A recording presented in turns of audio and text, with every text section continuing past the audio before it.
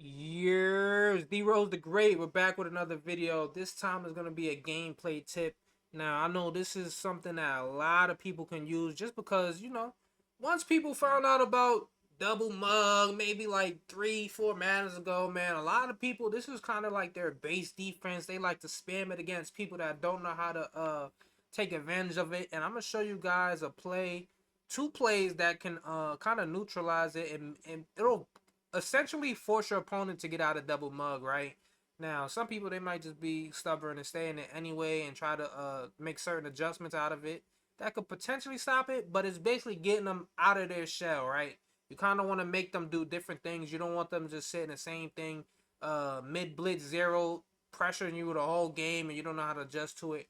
Now, what I will say is this is a lot of people probably not gonna like these plays in particular because they're not passing plays, right? So I know most people probably will think like, all right, so he's in bunch strong offset, he's gonna be passing the ball, he got some type of way to block it and all this other stuff. But no, the key to getting people out of this double mug blitz is to run the ball, and I'm gonna show you guys two plays that destroy it. And we're gonna come out mid blitz first, right? I'm gonna show you guys two different plays. We'll come out mid blitz and we'll come out and crack toss. Now, most people that run the double mug, they like to try to get the advantage in the passing game by bringing the guy that's guarding the running back down into the box to kind of confuse your safety, right? So this is what they like to do to bring them down, put them right over the center, and now they basically get that advantage unless you block two people. And most people are not trying to block a running back and a tight end. You're just trying to block maybe one person, your running back. So we'll come out and run this, just run this stock, right? We're gonna run this crack toss stock, right?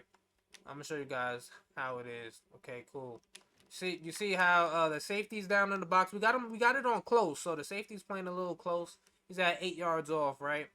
Now, if they're playing man coverage, this is how you get them out of it. So if they're playing man coverage, this would essentially ruin it right here. What we want to do is we want to send this guy in motion, this outside receiver, as soon as we see that corner follow, the corner that's in front of him on the outside follow, we know his man coverage, and we want to snap the ball maybe on the left side of this. As soon as you get right there. So, I don't know what happened there. That typically doesn't happen where the tight end goes out to go block that guy instead of the corner. So we're going to run it again, show you how effective it is. So that's what usually happens right there. And now we're in a one-on-one with the safety in open field. So that's how you destroy it if they're playing man. Now, if they're playing, I'm gonna show you guys one more time too. We're gonna bring this safety. We're gonna bring this guy in motion. We're gonna bring this safety into the box. Bring the safety into the box. That's what most people like to do. And we're gonna snap the ball again. This is just crack toss. So now we're in open space with the safety again. Just got to make one person miss. Now, I'm using Old Dominion, which is like a 70 overall team. And we're going against Texas Tech, which is like a 96 overall defense. Like, this, we use one of the best front sevens in college football to go against one of the worst teams in college football, right? So, this running back is slow, too. He's like 90 speed, 87 change of direction, which is low. Now, let's just say he switches it up and he goes into zone, right? So, we'll put him in the cover 3. We'll go cover 3. We'll audible to cover 3. So now if they're in cover 3 and they don't follow, let's say he doesn't follow, what I like to do is I like to run this. Pin pull toss, right? This is where now, before it was just the outside guys like the tight end pulling around.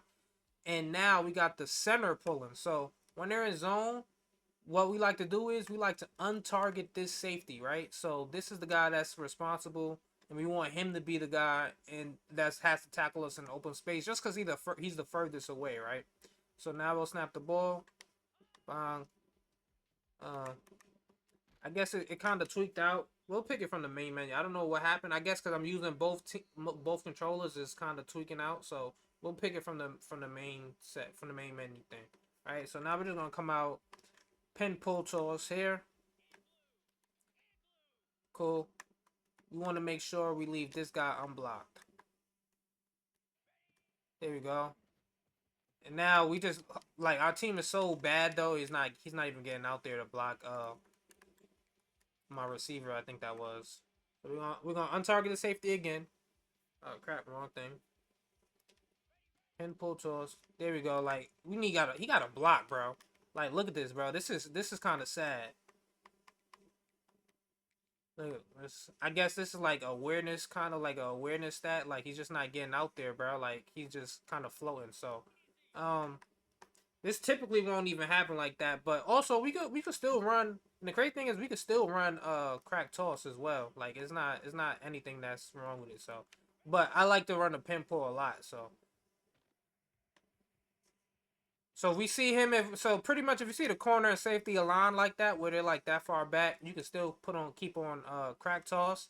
But usually the corner is a lot like usually this corner in that zone, for whatever reason he's playing this far back, but usually he's like a little closer like here, and I guess he'll block him better if he's that close. But I guess if he's gonna play this far back, it's gonna take forever to get to him. So we can just pretty much run crack toss and it will still work the same way. Now, obviously, you see he doesn't follow. You're like, okay, you know what to do. Bang. Um, yeah, so we'll slide down.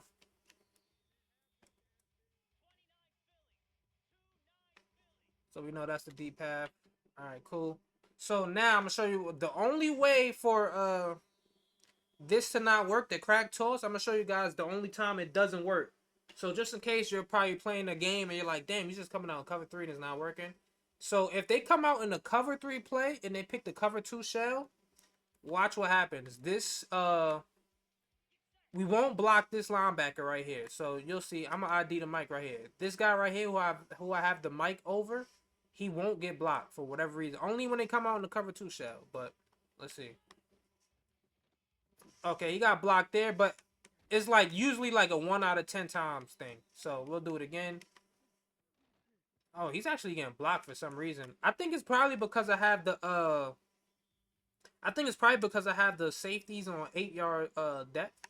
So I think that's probably the only reason why it's happening. But usually, I promise you, I've labbed this like a bunch of times, and that safety usually doesn't get blocked. So, watch, we'll come out. We'll come out and pin pull toss. We'll switch it. Pin pull toss.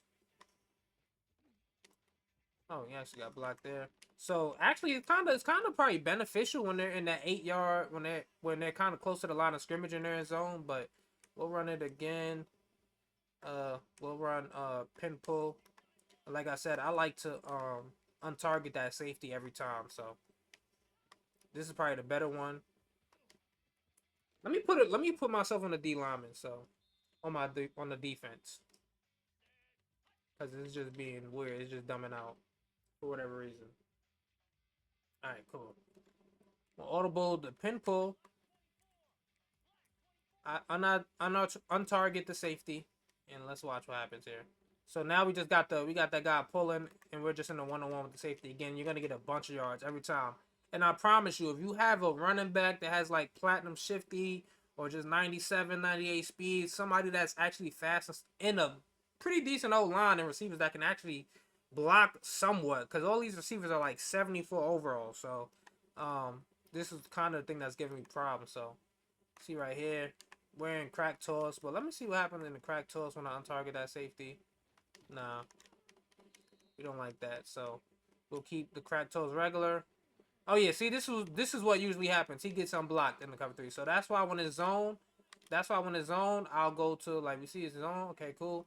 That's when I'll motion him back, and we can go to pin pull toss. So simple, right? It's just that simple. And most people who run double mug, they run it to be aggressive. They're not gonna pick cover 3 every time, because then obviously most people you have cover 3 beaters, right? So, most of the time they're gonna be in the zone. That means they're gonna be in man. They're gonna bring this. They're gonna bring this safety down, and pretty much play like that, right? And obviously, if they bring the safety down, now if we beat this other safety, if we beat this safety right here, if we beat that safety right there, they have nobody backside to kind of like even run it down. Like that corner he doesn't have an ankle. So like I said, I'll come out in this pin pull toss, untarget that safety, and now we just gotta make one guy miss, and it's over, right? Easy 10 plus yards almost every time, right? We're gonna make essentially you're forcing essentially after a certain point, you're gonna force the person that's usually bringing his safety down, trying to confuse the lineman. You're gonna basically force him to get on this safety, and at that point, you're like, all right, we're in a good spot because he's on the safety, and we want users on the safety, right? Because most people you play aren't like a demons at switch stick, so when they're on the safety and in double mug, it's kind of hard to switch stick a little bit, so um, you'll be out of position a lot of times, right? So we just go back to our play, pin pull, untarget that guy. Let's be on the D line or something. And it's just simple every single time, bro. I promise you. Just give us a beastie running back. And you could probably do a juke. If you had a guy with like platinum shifter, you could probably juke and cut up the field all in like kind of like one motion. So this play is really good. I'm telling you, you get bunch strong offset in your playbook and you could go to work. Now if you're playing cut or you're in an online dynasty that doesn't allow like custom playbooks, I'll tell you all the playbooks that this particular run is in. The pin pull. Pin pull is only in Kansas, Kentucky, Miami, Michigan, Notre Dame, Ohio State, Oregon, Rutgers, San Jose State, and Troy. Those are the only playbooks it's in. Those I think that's 10 playbooks. So now I think the crack toss is in almost every bunch strong offset. But I really like that pin pull for the zone, right? When the guy's trying to mix it up. But like I said, if they're a man, we're attacking that easily. And we're like, and my team in online dynasty is crazy. So I essentially always force people to get out that double mug. Once I see you're in double mug, we're attacking that. And kind of like the base of my offense is usually like this bunch strong cluster. I'm usually in bunch strong cluster and this tight YR flex. So if I come out in cluster, they come out in double mug. We got off tackle that works as well sometimes. And then mainly I can just audible down to this bunch strong. We got our audible set up for pin pull and crack toss. We still got the dagger flood. Um, and it's easy work right there, right? So I'm gonna even show you one other play that works against it. This cluster. So if you're in the Notre Dame playbook, I'll just show you guys this cluster works against it as well. Let's bring this guy down here. Let's see. I don't really run that because it's not. I feel like this one isn't as good as the bunch strong because the toss basically gives them no time to like kind of like get off a block or anything like that. So, but we'll see. Right here, run this thing. We'll get sometimes you get good blocking, but sometimes you don't. So, um, I like I said, I prefer the bunch strong offset, but we're gonna end the video right here. And if you learned anything, if you appreciate the content that I just gave you guys, man, I appreciate it if you guys will subscribe. I said subscribe. Subscribe to the channel, like, comment, do all that good stuff, man. I'm trying to get back in the algorithm, so that's why I've been dropping like a bunch of shorts just to keep me in the algorithm when I'm not dropping like long form content. So hopefully you guys appreciate it, man. I'm out. Peace.